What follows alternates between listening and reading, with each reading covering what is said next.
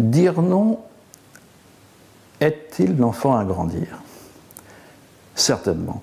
Dire non à l'enfant, c'est, comme on dit, structurant pour lui. Il a besoin de ça. Pourquoi a-t-il besoin de ça? Parce que tout simplement, il a besoin de limites. Il a besoin de limites de deux points de vue.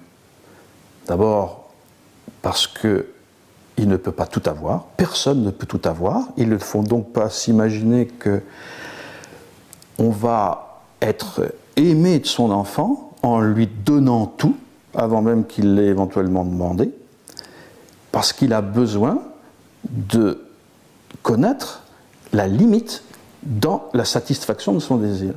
On ne peut jamais tout avoir, encore une fois. Et donc, il faut l'aider à faire fonctionner cette limite qui porte en lui. Parce que éduquer un enfant, ce n'est pas le dresser. C'est faire jouer en lui la capacité qu'il a de se limiter dans sa satisfaction, de ne pas tout avoir, pour avoir une satisfaction encore meilleure et qui va durer. Dire non à un enfant est également structurant dans la mesure où on l'imprègne des usages de son entourage et des usages de la société dans laquelle il va devoir s'insérer.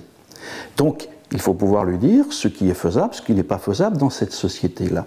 Ça n'est pas pour autant le conformer, au sens d'un dressage, à la société dans laquelle il va s'inscrire. Ultérieurement, quand il sera sorti de l'enfance, il pourra faire des choix, prendre des positions personnelles. Il n'empêche que le rôle des parents et le rôle de l'adulte, c'est de donner des repères identificatoires à l'enfant. Des repères qui vont pouvoir lui servir pour effectivement se situer dans la vie. Et pour ça, il faut donc lui opposer des noms et pas se culpabiliser de lui opposer des noms.